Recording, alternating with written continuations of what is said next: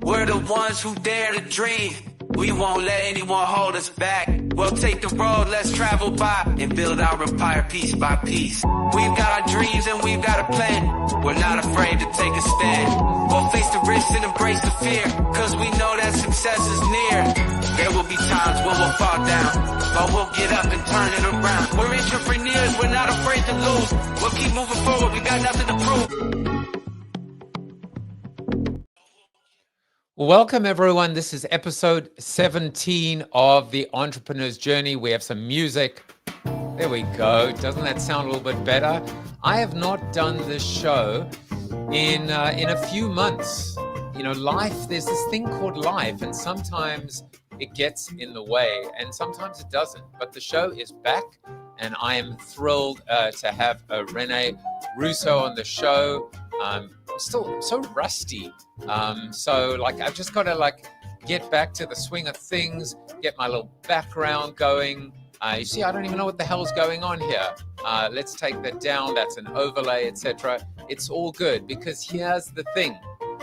And I've learned this as a coach as well. Life doesn't always unfold the way you planned. Sometimes there are little warts and imperfections along the way, and giving oneself grace is actually quite it's like going to the spa. So I am rising. I feel like I'm rising. Renee Russo is here, and she's going to talk about rising. She is the author. I'm trying to work out exactly what's going on in the background, because I don't want that background. Oh, I know what I need to do. You see, I told you. There we go. Much better. See, we're back to where I need to go. So Renee Russo on the show. She's going to be coming up in about 5 minutes or so. I always start off with my why statement, which is, as a teacher, facilitator, and coach, I help high aspiring entrepreneurs, owners, and their leadership teams get unstuck, return to growth, and become forever change. And growth is such a powerful word. I became an EOS implementer, a business and leadership coach about a year and a half ago. And the thing about growth is, it's not always about growing out. It's not always about market share. It's not always about EBITDA and profitability and even exit.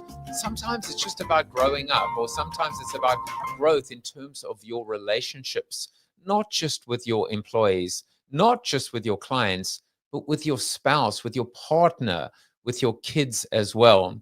There's something so beautiful about this entrepreneurial operating system that actually recognizes that it's not just about getting to an outcome, a destination, and we will talk today about exit. We'll talk today about your dreams coming true. So many entrepreneurs start this journey with a goal of being able to sell to someone else.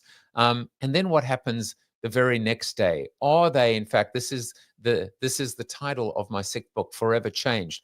Are they truly becoming forever changed? Do they wake up the next day and be able to kind of recognize that there is no destination? I actually said this the other day. I was at South by Southwest in Austin, and I said, the only destination is death. And I'm not trying to be macabre or dark at all, but ultimately, if you can really, really fall in love with the journey, that's where we need to be. And for me, in a way, this is a journey to transformation. It is a journey to change. It is a journey to become forever changed.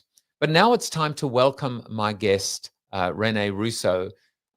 She's incredibly accomplished. She helps business owners take control, maximize valuation, and build exit strategies to create a life by design. There's an intentionality about that when you are a designer in your own life, when you are an architect and not just a spectator or collateral damage.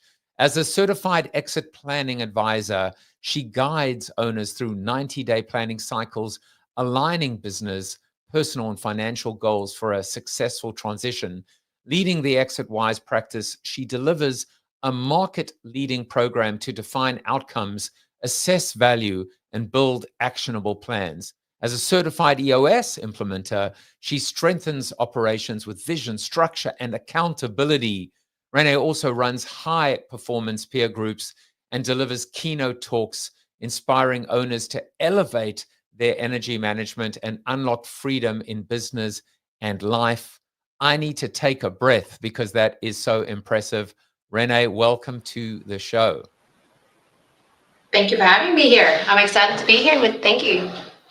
Okay, so like I hadn't done this in such a long time that I'd forgotten the backgrounds, and there was like too much Ready to Rise going on. And so in my mind, I was kind of scrambling to try and find the right design, when in actual fact, people watching wouldn't have been the wiser.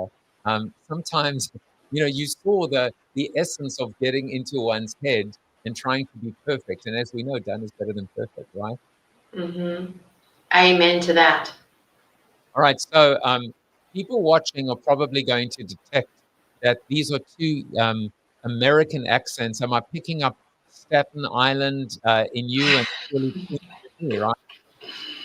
Southern Hemisphere, my friend, Australia. South Africa. Mm-hmm. Let's talk about that. What is the Australian culture? What do you bring to the table? What do you notice even in American culture, in corporate culture, in Canadian culture? What's the edge that being, as a Safa and an Aussie, what do we bring an edge to the table besides just our incredible accents? Mm. Amazing. I actually love studying people. And so I've lived in different parts of the world. I've traveled extensively. And when I immigrated to Canada 18 years ago, I felt that because everyone spoke English, I would just absorb myself in, learn the Canadian way quickly. And I was working at PricewaterhouseCoopers, and they suggested I go into cultural training. And I was like, I think that's for people from the non-English speaking countries, where we have very different cultures showing up. They're like, no, you need to go to cultural training too. So I went into the program and I discovered that there are significant foundational differences between Canadian culture and Australian culture.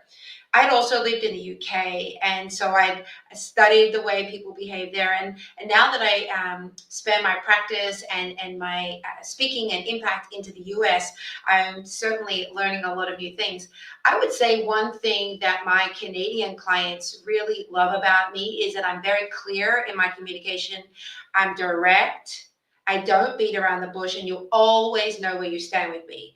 And that, I think, is something known and trusted by people around the world with Australians. We establish trust very quickly. We become friends instantly, and we have a lot of love and care for other people. However, when you cross us, it's over.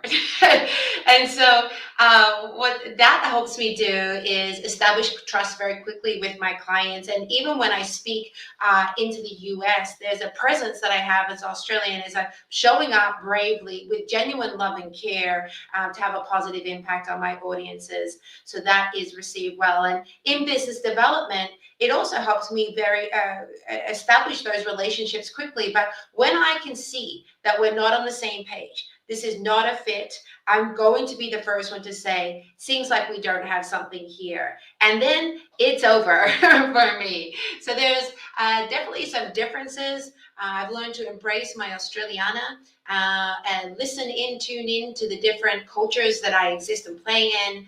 But overall, I just love studying humans, so it never gets old.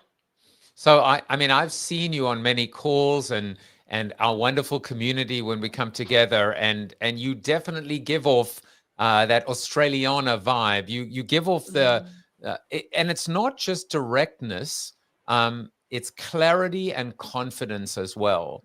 So it's a beautiful sandwich of clarity, confidence, and directness, and it's like a hot knife cutting through butter. But now I have a sound effect for you, which is the scary one, which is, you cross, you, to quote Renee Russo, cross me, and it's over. Is there any coming back though when someone has crossed the line? Can they, is there redemption with you? For me, because I like to get to clarity, when I say cross me, I really just mean when it's not clear that there's alignment, it's okay to say no, redirect energy, and just leave it. I tend not to hold on to wanting things to be different than they are, expecting people to show up differently than who they are, and wanting, relationships or interactions professionally to work out when they're not set up for success. So I just let it go. I trust that that will be held, that person, that relationship, that opportunity will be just held in the universe. And when it's time for that to come back into play, I trust that God and the universe will guide that person back if it's meant to be. But I've released attachment to needing things to be anything other than what they are.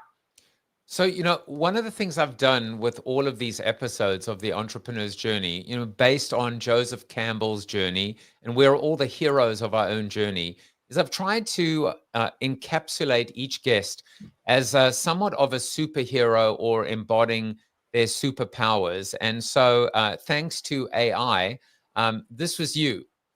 So, and it's always funny because AI will never make an ugly person look good looking. So I am useless with AI. Like it only amplifies beauty, of which clearly you have inside and out. I've given up on AI, by the way. I cannot be made to look good looking. But this is you, of course, as an athlete. You grew up as an athlete, and you said you treat yourself the same way in business, competitive competition, etc., and constantly working on your skills. I'd love to know a little bit about you as I guess you would be flesh, in terms of speed, in terms of there's a competitiveness. What has being an athlete taught you and grounded you now, as a coach, as an advisor, as an author in everything you do? Yeah, I grew up playing a sport called netball. So if you're from a Commonwealth country or the Southern Hemisphere, you'll know what Oh, that is. And netball. if you don't, I apologize. But it's basically basketball without a backboard. It goes about 5 times faster, no dribbling, and you've got 2.5 seconds to hand off the ball. So when I grew up, my dad had played sport growing as a young man, and he insisted that my brother and I both play in a competitive, team-based sport. My brother went down the path of Aussie rules. I played netball. It was quite traditional in his family that the women played netball and the men played football. And we started that path very early. So we were always in a constant state of practicing multiple times a week. We had our set game times. And in that sport, we also learned to master the foundations, the basic skills, and then work on our craft in terms of the seat or I use that in business, but the position on the court. I learned as a child that team sport is a really powerful way for you to grow in an accelerated environment. That peer environment motivates you to be better, show up, learn more, work harder, learn your craft, and be more over time for the greater good of the team. So the team environment was the becoming of me as a human being, recognizing that I'm one part in the greater whole and will only achieve outcomes successfully if I do my part, and not only do my part but do it well. And as the team becomes more successful over time, I need to keep upping my game.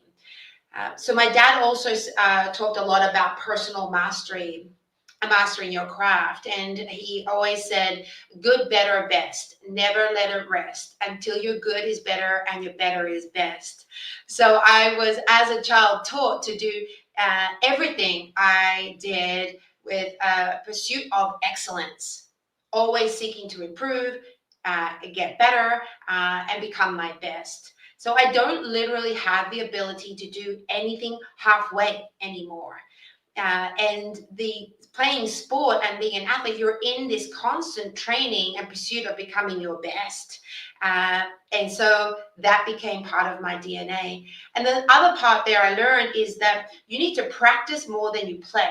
As an athlete, you are in the constant journey of practice. You don't just learn the game and then stop practicing. You're at training every single week.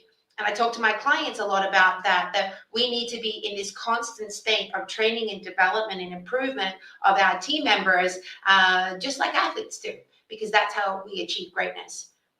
As a professional, becoming best in class is my objective. And when I am around other people who are high performers, they fuel me to become a better human being and professional. And so I'm quite relentless in that way. Listen, you were talking and I was smiling like the Cheshire Cat. I'm giving you the first air horn. That was gold, Jerry. That was gold, gold, gold. And of course, I'm listening to this. I'm smiling because I'm hearing the word mastery, all the dots that we as fellow coaches, we hear this idea of practicing more than you play. Wow, the good, better, best from your dad, the power of team. I, you know, and there wasn't so much about winning and beating and intensity. It was just about whatever you do it well, do it properly, give it your all. That was, you know, as I said, that was just gold. Thank you. So what about winning though? You know, what does winning look like? How do you, you know, when we talk about, because I was thinking and I was talking about it a little bit earlier in terms of exit and exit planning and exit advisory and this reality. I had Gino on my show, Gino Wickman, who's the founder of EOS. And, you know, this idea of a hole in entrepreneurs have a hole in their heart sometimes. They're always striving to create some kind of an outcome or an exit, and then it happens and there's an emptiness, as in, now what do I do now? I thought that this was what I was trying to do, but in actual fact it wasn't. How do you bridge these divides and help entrepreneurs, you know, merge, as you say, the personal, the professional, the financial, recognize the multi-dimensionality of ultimately what winning and success looks like? Yeah, oh, so it's quite loaded, that tee up. My brain is going back to my personal experience of having it all and losing everything. And so I had family, multiple children, husband, dog, multiple cars, multiple properties, vacation home, business that was growing. And what I discovered was that I extrinsically had everything and intrinsically, internally felt like I was lost and empty. So I was not, it wasn't that I had, you know, any kind of adverse impacts on me as a human being. It's just that I lacked connection to my environment. I wasn't clear who I was, what I wanted in life, and I felt extremely disconnected. I felt like I was living life by default for the external sake of others rather than honoring who I was authentically, what I desired, and what was meaningful to me.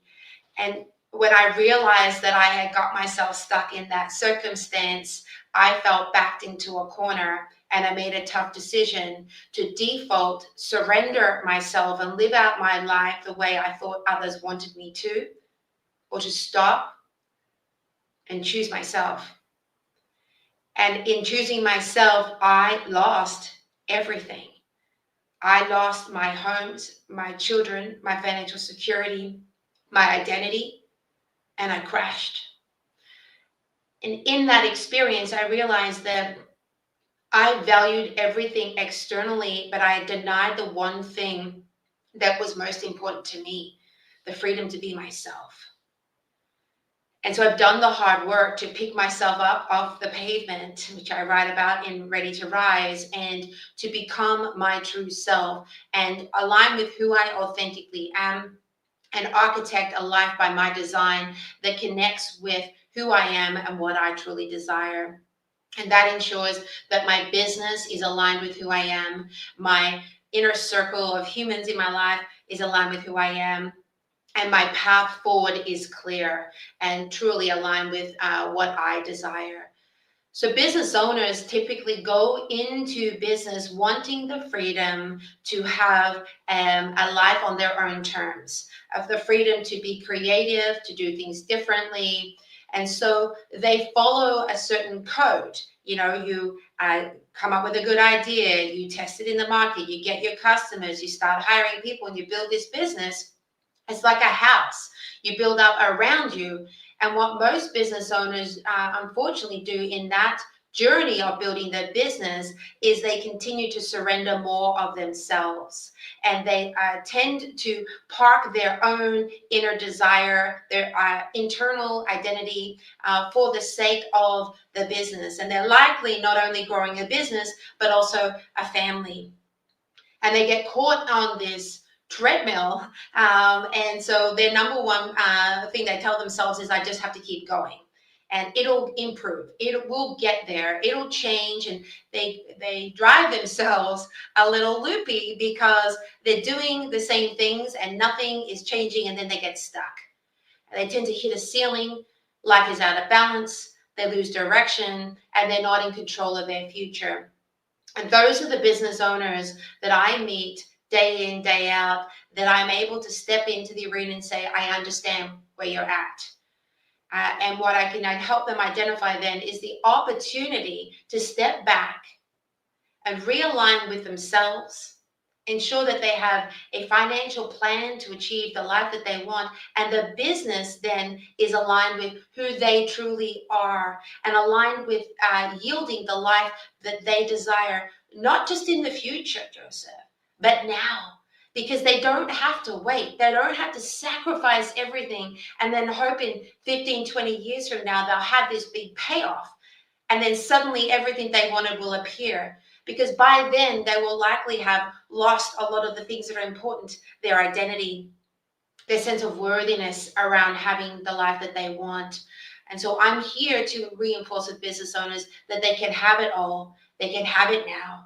They can have the freedom that they truly desire to live in purpose in everything they do, surround themselves by people they love and align with, to be fueled by growth and success, to have the freedom of wealth, and the freedom of health. They don't have to park their health and their well-being in the pursuit of success. Success to me means freedom. And my definition of freedom is the ability to choose yourself over all else.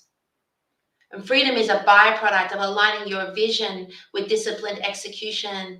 And then you get the freedom you desire. But you have to start by honoring yourself, who you authentically are, and what you want from your life, because you matter most.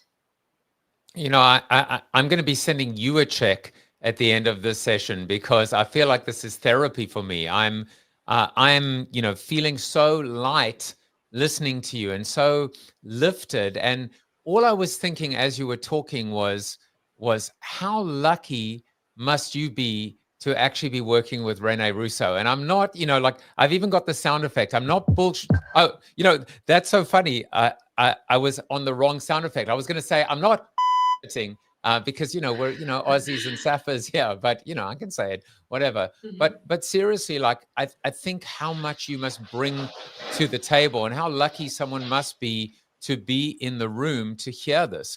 I was jotting down a few things as well, almost like this concept of, as you said, living life by default. What a brilliant, brilliant concept, to actually think about this idea of almost like settling and accepting. It's almost this resignation that this is how it's meant to be, that we're meant to be stuck. We're meant to battle. We're meant to be just constantly in this, as we call it, the revolution of hitting the ceiling. And it doesn't have to be like that. I want to ask you a loaded question, which is, I started doing these talk shows. My other talk show is called Joseph Jaffe is Not Famous. I started it in March of 2020. Gee, I wonder what happened then.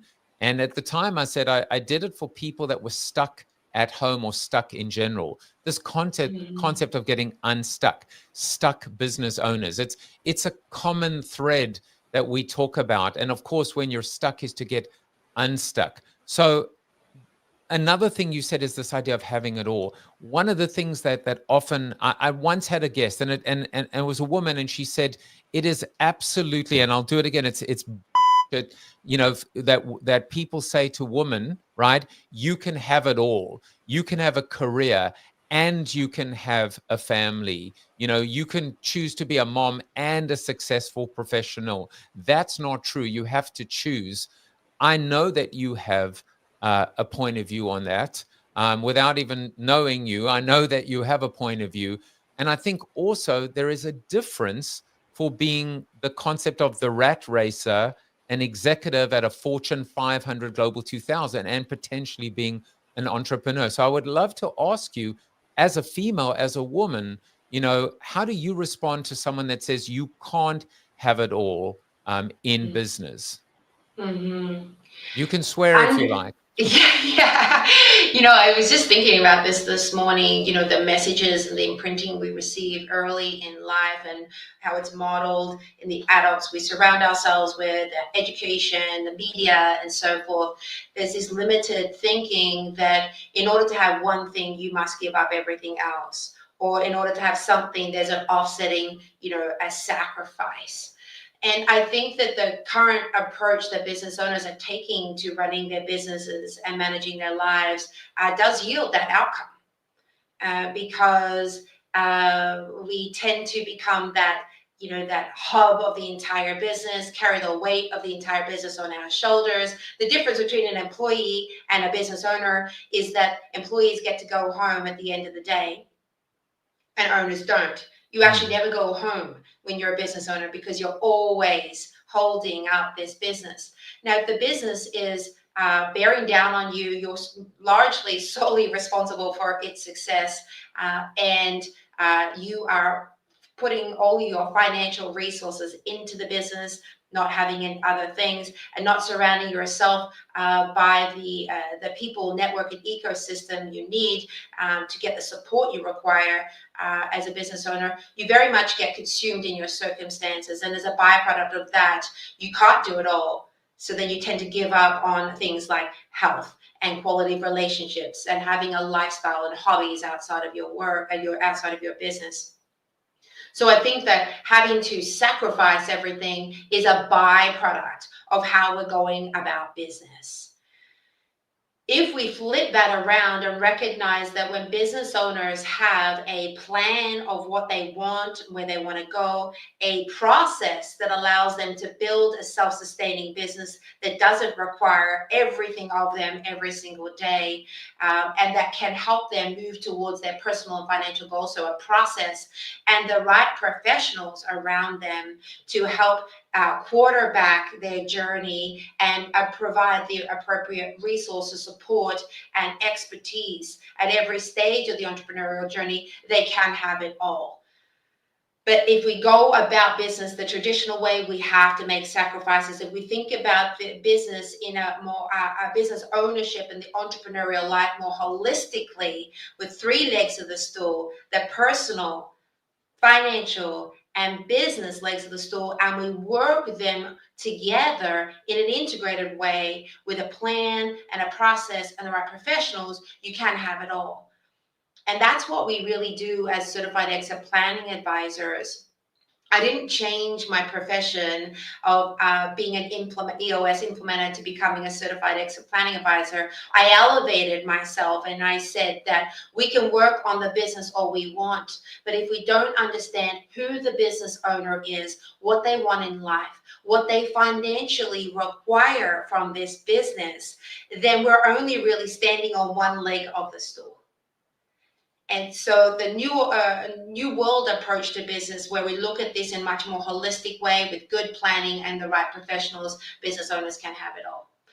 The number one thing that brings it all together, that changes the game for business owners, I will point out, is a simple thing: shifting the business owner's mindset from income to value. The income-based thinking entrepreneur is going to be focusing just on the P&L, driving the results today and doing everything they can to achieve the results they need to get through this next fiscal cycle. That's very much today thinking. That's very income thinking mindset for business owners. When we teach business owners to become much more value focused in the way they think about their business and their life for that matter, we then can help them understand what it means to build a valuable, attractive, and transferable business that will outlive them and allow them to take chips off the table and to have not just take financial chips off the table, but buy back their personal time as well. So when we create value for business owners, through how we engineer their personal, financial, and business plans and work on the business, we then create choices for them. Well, that they can choose to stay, they can choose to go, they can choose to step back from the day to day. They can then, through those choices, realize their freedom, because freedom and success really is different for every business owner. Many don't even want or need to sell their business, they just want their time. I'm seeing a big trend of mid-career entrepreneurs in their 40s, particularly male, who've now become dads, and they've got 3 and 6-year-olds, or their wife is now pregnant, and the number one thing they want is time. Mm. And they can, if they focus on value, create those choices around how they invest their financial resources, their energy, and their time in their business, and do that in the context of what's important for them in life. Value is the key. Shifting that thinking is essential to getting what you want. And I'm going to attempt to do a little bit of threading as well, because what you did was in the world, in the corporate world, my 5th book is called Built to Suck, The Inevitable Demise of the Corporation and How to Save It, with a question mark. I truly believe that the era of the corporate empire is coming to an end. That was an era when people couldn't have it all, when people had to sacrifice, when people had to make a choice. But, shifting to what you were saying, it's not male, female, it's everyone making a conscious decision and conscious choice, an intentional choice to be able to love the journey as opposed to obsess on the destination and find that balance. And, something that you said, which I think is a really, really powerful idea, is we are the only problem we face. If we're not getting what we want in business and in life, we have to be the change. I would love you to expand a little bit on this idea, and at the back of your mind, just can every problem be overcome? If we are the only problem we face, can we truly be able to conquer ultimately our biggest Achilles heel, which is ourselves? Mm-hmm. Mm-hmm. I'm a huge fan of the 13th century poet Rumi. And Rumi has a beautiful quote in the poetry that says, "Yesterday I was clever and I wanted to change the world. Today I am wise, so I'm changing myself." Even Gandhi says, "Be the change that you want to see in the world." The wisdom tells us that change has to start within ourselves. Mm. The lack of alignment of the head, the heart, and your hands in life is likely the source or the root cause of the challenges that you're experiencing. I certainly am a living example of that. I was out of alignment, and everything that I was experiencing in my life was difficult, complex, challenging, and required a lot of brute force to succeed because I wasn't in alignment.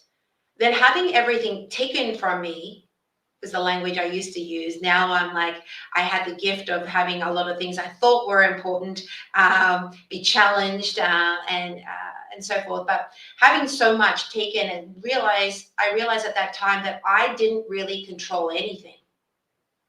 I thought I was in control of everything. I had this illusion of control with these houses and children and this life and this business. I thought I was in control. Then when it was all pulled out from under me, I realized I wasn't. And in that, I discovered that the only thing I control is my mind. And when I change the way I think, I change the way I behave, and I change the results I get. I was focusing on all the problems in my circumstances, and I was getting stuck in that problem-centered thinking. When I learned to be much more solution-based in my mentality, when I learned, and I first got exposure to this in Stephen Covey's work, that I am able to choose in every situation whether I stay or I go, whether I do it or I don't, how fast, how hard I go, what I say yes to, what I say no to. I control that. And though I felt stuck in my circumstances, in truth, I made myself stuck in those circumstances. I chose to deny my authentic self, not listen to my inner voice, not honor who I really was, and subscribe to a life of about living by default. I did that to myself. It's so funny. I mean, I'm thinking of so many different connections, but the two things I thought of is this idea that every decision is a choice, and sometimes not making a decision is a choice in of itself. So they're all interconnected. The things we do, the things we say, whether it's think, think, feel, do. The ability ultimately to every single decision we make or don't make, that's a choice. The other thing I wanted to share with you was, in fact, I going back to like coming back from South by Southwest and Austin. One of my mentors said something that we can identify with as EOS implementers. He said, "Job titles is the ultimate illusion and zone of control." Because we, of course, talk about accountability charts as opposed to org charts, and we know, like Gino has said, that if we could do away with all titles, we would. But I love the way he said a job title is the ultimate zone or illusion of control. And that's what it is. We prop ourselves up and give us this, like, as I said, I'm firing on all cylinders, even going back to this idea you said about building the house. The problem sometimes is we actually end up building a fort or a jail and we're trapped inside it. So it's all With no very well, door. huh? Mm-hmm. With no No door door. and no Mm-hmm. windows. And so we think of the house, the foundation, the walls, the roof, but just make sure that we're not locking ourselves on the inside as opposed to, the essence of of being able to invite people inside, or at least being able to be on the outside. Absolutely. I am a huge fan of Dr. Gabor Mate, and he has a book called The Myth of Normal. He's a Vancouver-based doctor, worked on the downtown east side, has done a lot of work with the social, bio, environmental implications on human health and the trauma and so forth. And what he talks about is that as health practitioners, there's a real absence of dialogue with the patient around their background, their environment, their sleep patterns, their relationships, and all these other external and potentially intangible forces that are impacting the health of the human being. The doctor will typically go in and treat a symptom. And I translate that over to the way I now work with business owners. Before, I would just hyper focus in on listening for the pain points that I knew EOS implementation could help with. And I would then try to lock them into a dialogue and really seek to help them reduce a lot of the stress load, the lack of control, and the pain points that they were experiencing in their business. But now I step back and I have a conversation around their upbringing, where they grew up, how they got into business, why they got into business, what they love about it, what they are getting, what they're not getting. Do they have kids? What's their relationship with their parents? All of these impacts and forces impact the experience that the business owner is having in life and in their relationship with their business. And all of those forces are really important for me to understand very early, because if they're in a situation that they have put themselves in and are trapped in by their own design, the first step towards change is them being willing and ready to make change, because they've given themselves permission to get up and to pursue a different way. But we can want to help them all that we like, but if they're not ready, willing, and coming from a place of worthiness that I deserve to have what I want in business and in life, and that change has to start with me, the way I think about my business, honoring what I want in my life, they have to take those first steps. In my book, I talk about saving the life of a homeless street person who I found dead on the street on Christmas morning a few years ago with a friend of mine. And when they sat him up, the paramedics brought him back to life. They sat him up, and on the front of his T-shirt was a Vince Lombardi quote. And it said, "It's not whether you get knocked down, it's whether you get back up." Wow. Now, a lot of business owners are feeling like they're getting beaten down by their circumstances. And I feel like the call to action for them is to ask themselves, am I ready to get up?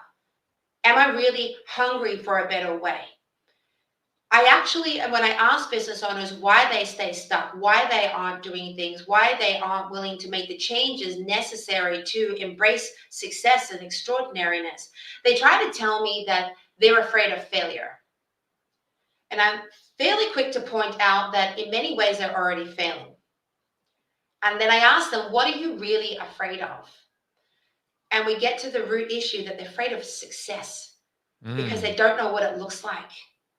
And they don't want to get to the top of the mountain and find themselves there alone. So they default to almost imprisoning themselves in their circumstances because they don't want to risk their personal and professional relationships and any loss or rejection that they may experience through the path of achieving extraordinary success. So I feel like the root there is that there needs to be a readiness in the individual to get back up from their current circumstances, to be willing to change themselves, the way they think about things, the way they behave, and then that would start to change the results they get. And again, they don't have to do it on their own. The decision is theirs to make, that yes, I am worthy and I will get up, that I want a better way. But they don't have to do that heavy lifting all by themselves. With the right professionals, a really good process, and consistent 90-day world of planning, they can absolutely have everything they want in business and in life. So the word, it's funny, I would have, and I'm sure many people talk about the idea of rise and rising and rising up and being prepared to move and move on, etc. But suddenly the word that I'm just fixated on is the word ready, knowing when you're ready, and the mindset, the readiness. I've encountered it myself in my life, even in terms of something I've struggled with my whole life, which is weight. The mindset. I've been on a business trip when I've been super focused and diligent and disciplined and exercising and eating healthy. And then I've been on business trips where I get into my hotel room and I order a pizza and fries and a Coke, and that's after I ate on the flight. And I think to myself, what the hell am I doing? So the readiness. How do entrepreneurs know when they're ready?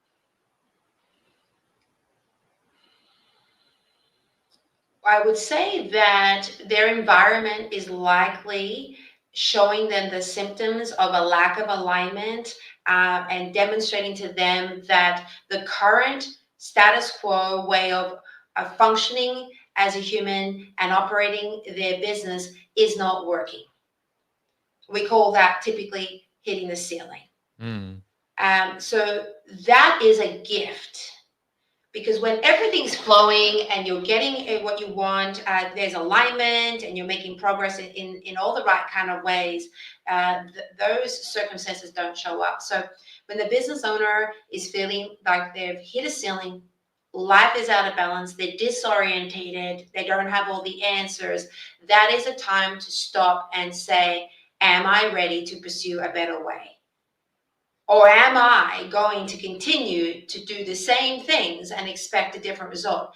Am I going to endure? Can I afford to keep making the same mistakes or missteps, the same consistent denial of myself and what I want? Am I willing to do that to myself anymore? And if the answer is no, then that is the precursor, the prerequisite to change. They then have to ask themselves, okay, if I'm not willing to do this anymore, what am I willing to do? Am I willing to do things differently? And am I willing to start with me? And if no, then the default. If yes, they'll move forward. So there's all these micro steps in that process. And then I encourage them to then have a conversation with a business coach, a value advisor, an exit planner around ways that they can help, because doing this work alone is difficult. It's far more going to be far more successful to make those changes and sustain them when they do the work with the support of a coach or a professional implementer to support that journey of change and transformation. Transformation and transitioning from old self to future self, or old way of running your business to a future way of running your business, is exhausting, and it's hard work and requires a lot of support. So preparing yourself for that is important. And one practice that I encourage every business owner that is pursuing change, moving through transition, to really focus on, when we talk about focusing on themselves, is their energy management. And I know Gino would support that, and he was kind enough to write a testimonial for my book, because when we say, the change has to start with you, it really is about changing the way you go about managing your energy. And that is a practice of aligning the way you think, the way you behave, and where you focus your energy on a day-to-day basis. And the more alignment you have there with your mindset parameters, your daily habits, and using tools to focus on what's most important, the more you practice that, and I call it the 555 playbook, but the more you practice that, you create increasing levels of capacity to move through those stages of change and transformation. I think a lot of people stay stuck in that awareness that they want the change. They're ready for it, but they don't know what to do next. So when you've made the decision to change, the number one thing we want to be focusing on is how we manage our energy on a day-to-day basis, so that we can increase our capacity to move through those critical stages of change and transformation. Because if you're a business owner and a CEO, really the primary thing you're managing every day is energy. And when all of your personal energy goes into managing I call the CEO, the Chief Energy Officer, managing energy in your business and relationships in your personal life, that's a lot of outbound use of energy. What we want to do is pull a small amount of that back in, systemize it, and use our energy for our own benefit, so that we can take those steady steps forward and rise to our greatness. So hopefully that resonates, that energy management is the first key step forward. Love it. We always say, EOS is a complete system, a proven system to harness human energy. I love this idea of a chief energy officer as a CEO. I've never heard that before. And it's what I've never, as Diane Orbis, the photographer, said, it's what I've never seen before that I recognize. And I recognize this. Renee, how do you sell? I don't want to use the word sell. I'm going to take that back. How do you help an entrepreneur, a CEO that's very left brain, as we would call it, a high fact finder, not the typical visionary or a quick start? How do you help them understand energy that doesn't feel like too woo-woo for them?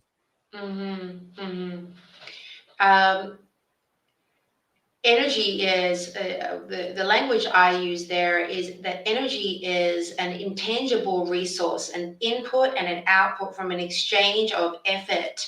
And energy is something that is fairly binary. It goes up or it goes down. So when you're putting energy, effort into your work or your relationships, what you're going to notice is that at your personal energy level, like your energy battery within yourself, will either increase or decrease. And I really started a very binary, simple level for them to understand that the resource they're actually managing every day, though they might think it's money and facilities and manufacturing and inventory and so forth, is really energy, inputs and outputs.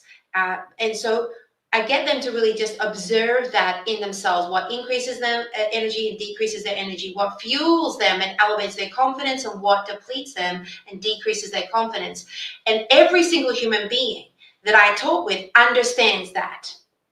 And then we'd have a look at then the exchange of energy in relationships, in work. And when that is systemized, it increases in capacity over time. But I have to get them to understand energy on a binary human level first, and then help them connect that to context of such environments as the business. And when we're looking at energy management and using energy to achieve outcomes and success, what I also then talk about is flow. When you're doing things that are in alignment with who you are, or the business is in alignment, or the humans in the business are in alignment, we have flow. When we have disconnect or misalignment, we don't have energy flow, and that shows up in low profitability and a high amount of complexity in the business. And so they typically are then able to understand energy flow and energy alignment when we look at how hard it is to achieve results in business. So these are fairly foundational things that I work with business owners to understand what energy is, what alignment and misalignment looks like. And when we come back to them and their journey as a business owner and getting what they want in life, we help them then understand the need for alignment between their personal, financial, and business objectives. Because when they are in alignment and are well managed in a systemized way every 90 days, they get flow, they get progress, momentum, and outcomes. When they're not aligned and the business is going one way, the personal plans have maybe been shut down, and they're struggling financially, we create a lot of inertia and distress for business owners. So managing the energy that goes into those three legs of the stool and in creating alignment there will increase the flow, increase the capacity for them business owners to get what they want in business and in life. And for people that are watching that might not be as familiar with EOS, there are a lot of key ideas here. When we talk about clarity and alignment, the vision component, making sure that everyone on a leadership team are on the same page, everyone rowing in the same direction. Renee, something that you said struck me, which is we talk about at EOS, for example, the idea that all of the key components need to be strong, and we talk about 80% strong. We talk about even the primary functions of a business, whether it's sales and marketing, operations and finance, all of them need to be strong. There's a nuance. I'm studying happiness at the moment, and using what we call the SPIRE model, which is spiritual, physical, intellectual, relational, and emotional. Again, alignment, balance, strength. It dawns on me that if you have pieces of the puzzle or legs of a stool, if one leg is shorter than the other, or two are, or one is longer than the other, the whole table, the whole mechanism is unstable, is wobbly.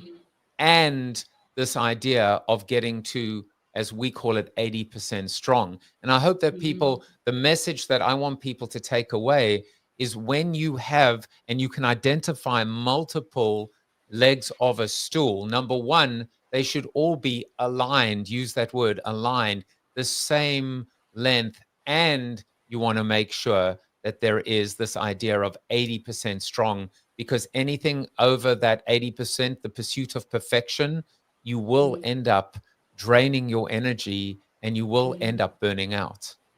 Absolutely. The strength of the system is something that we want to measure, because it also then indicates how strong, how the ability for that system, the business energy management system, to generate outputs and achieve optimal outcomes. The number one place I typically start with a business owner, and once I get to know them, I understand their goals and so forth, is diving into the business and freeing up capacity for them to come up out of the day-to-day, build a strong, resilient, highly transferable business that is strong in those 6 components that we talk about in EOS: vision, people, data, issues, process, traction, and make sure that this business is set up to succeed without the owner, and create the capacity for that business owner then to come up and embrace what they want personally and financially on their entrepreneurial life continuum. So it is really important that we start where we can get the most gains, and so that's a key area that I typically work with closely to help business owners buy back some of that energy that's going into the business so that they can reinvest it in themselves. We have about 5 minutes left, and in the time, first of all, I want to remind you the book is called Ready to Rise, and if you are ready to rise with Renee, it's like Renee Ready. It's very alliterative. Go to riseupbc.com. Also, you can register for the Exit Planning Institute Summit 2025 Summit at exitplanningsummit.com. I think you will be headlining that. I'll be on stage a few times. My book will also be featured in the authors showcase there. And I would just say that any coach or advisor who's really wanting to have a broader conversation around how they can show up for business owners above and beyond the operating entity, and how they can really enter into the owner's box and engage in a much more holistic dialogue with business owners, I encourage you to check out the resources at the Exit Planning Institute. I also encourage you to reach out, as I am fueled by my desire to help set thousands of business owners free. Now, I can't do that all by myself. So I've made a commitment to help support good advisors to become best-in-class advisors, so they understand how to work with the 3 legs of the stool, and create pathways for business owners to realize their freedom. And so I'm passionate, obviously, about helping the business owners, and I realize the way to do that at scale is to help more EOS implementers and business advisors step up and work with owners in a much more holistic way. So these are some of the environments that I play in. And my book, if you're a business owner or anybody who's moving through a significant life transition, I'm hopeful that that book will provide a 1.0 of energy management, so you can get back in control of the only thing that really you do control, which is yourself, the way you think, the way you behave, and then ultimately the results you get from that. So thank you so much for having me here. Well, I'm not going to let you off just yet, because you mentioned at the beginning that you're a mom of 3 teenagers who now think you are cool and want to hang out. So I want to know, because, I have 3 kids, and, I think they hate me in various, in various levels or degrees. How do you become cool again? There was a time they used to, idolize me. How does a parent become cool again? Please tell me your secret. I have had the fortunate and unfortunate reality of having my children removed from my life quite abruptly for a couple of years. And so I had to really go back to the foundations about understanding the needs of teenagers and changing the way I parent. And so I've gone back all the way to like getting them to read a text message from me, pick up a phone call from me, willing to go to dinner with me. So I've gone through all those rebuilding stages. So in that process, I discovered a few things. The old version of myself as their mom was someone that wasn't really me.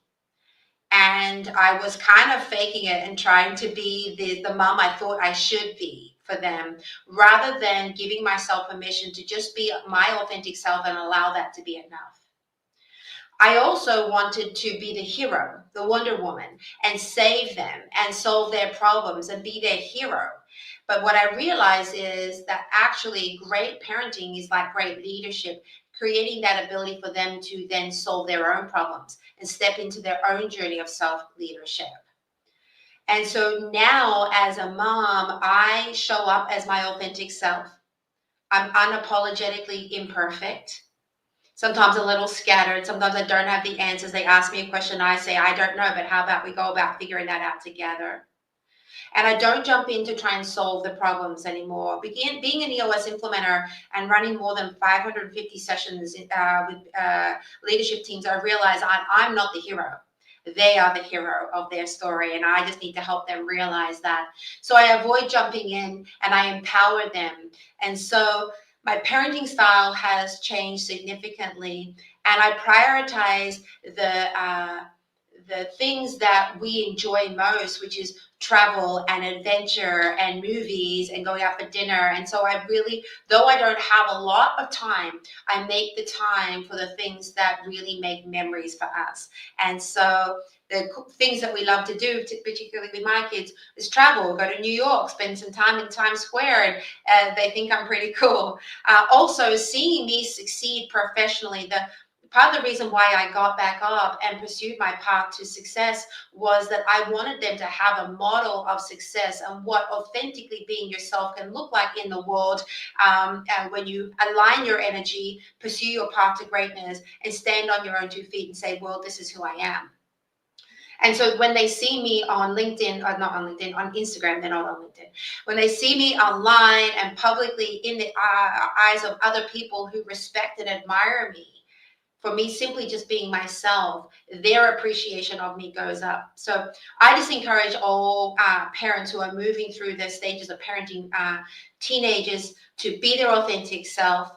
Don't try and fix everything. Empower your kids to be their own leaders, and stand in your success with pride, because you're becoming an example of what you want for your children. Not the limit of what they'll become, but somewhere that they can start with a really strong example of what alignment and success looks like when you simply just be yourself. Such beautiful words to end the show with. And I certainly respect and admire you. And I hope that they'll watch the show too. For those of you that are watching, to watch other entrepreneurs and understand their journey and their story, just go to youtube.com/@ that's the channel, Healthy and Smart. We're going to play out with actually a clip from one of the other interviews, actually one of the entrepreneurs, one of the clients that we serve, not my client, but a client nonetheless. And Renee, this was an absolute recording in progress. Exactly. That was absolute. I was trying to think, like, wait a second, was that me? Remember, I started the show. Technology coming up on my. But remember, we started the show with a little whoopsie. We're in the show with a little whoopsie, just to remind people that we are perfectly imperfect, or imperfectly perfect, however you want to look at it. Renee, it was truly a pleasure, and come back anytime. Thank you so much. There you go, Ed Gormley. Tell us a little bit about the Hi-Ho. It is a beloved asset in the town. I can't say how many times in the town hall folks would bring up what they remember of the hotel from when they were kids.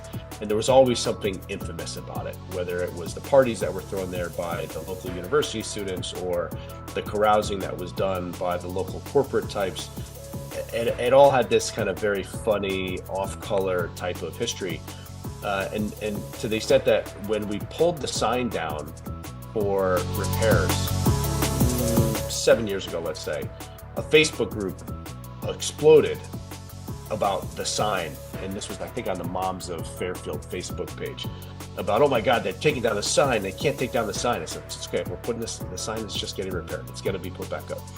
And we like to think that that project has led to some redevelopment efforts in the area. And so now, just across the street, Hartford Healthcare has announced the first of its kind partnership with Sloan Kettering in Connecticut. So it's first outpost to do cancer treatments. And we're very excited to work with them and serve that client base over time. I think what you've done as well is you've embraced the history, the heritage. I think you've been true to your core values in terms of thinking about community. It's affordable for sure. You know, as I said, it's just a great story, and it plugs into this beautiful trend right now, Ed, which is, I don't know whether it's glamping or motels and hotels that are being turned into these very trendy little chic, cheap chic type of places. Yeah, we call it shabby chic. Shabby Shabby chic. I'm telling you, like I'm writing that one down. Shabby chic. It's beautiful because like the DoubleTree Hotel with their chocolate chip cookies, that you can have the best of both worlds. You can bring two worlds together that are seemingly diametrically opposed and find a happy medium. Yeah, and I think it's funny, the way you just put that is going to make me articulate something I've not said before, so it's maybe clumsy, but in a sense, developing a hotel brand, developing a company of any kind, and the values we just laid out are all really linked insofar as you need to pick and go. Pick a prioritization, pick a value, pick a standard, pick a brand, and live to that brand. Make it work, stay true to it. So in our case, we do try to serve the median income household. And so our rates are half, if not a third, of the local luxury property in town. And we're able to do that because we've been very smart with how we operate, and we're able to stay true to the mission of our core customer. Of course, it'd be much easier to do something much more extravagant and increase the rates significantly, but that's not the heritage of that particular property.